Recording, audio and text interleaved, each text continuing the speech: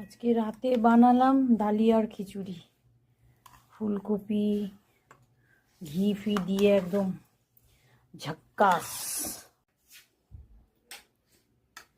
আমি ছবি তুলছি আর তুমি অন্ধকার করে দিলে। আর কেটেছে কি, আলুগুলো গোল গোল দেয়নি, খিচুড়ির আলু দেয় গোল গোল। এই রেখাকে কাটতে দিয়েছি, খিচুড়ির আলু করেছে ছোট ছোট পিস। ভাই কি করেছে জানি না বাবা।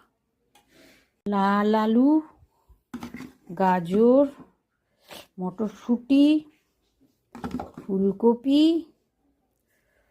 সব কিছু দিয়ে বানিয়েছি, ঘি, গরম মশলা।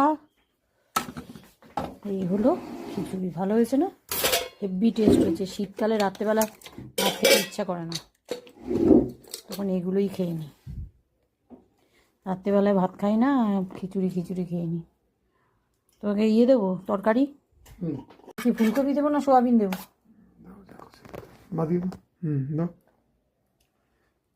দুটো আলু দেবো না একটা? আর একটু নিতে পারো। কি ছড়িয়ে দিয়েছি আলু, একদম মেখে দিয়েছি, এখানে পাতে নিচ্ছি না। পান্তা ভাত খাওয়া একজন বলছি বারবার, প্রচণ্ড ভালো। শোনো, শীতকালে খাওয়া যায় না, গরমকালে জল শুদ্ধ বন্ধ হবে। পান্তা ভাত গরমকালের জন্য খুব ভালো, শীতে খিচুড়ি মাঝে সাঝে খাওয়া যায়। মানে প্রচণ্ড ভালোটা কি ভালো, কী বলে পেটে তৈরি করে। ব্রোকলি আলু ভাজা,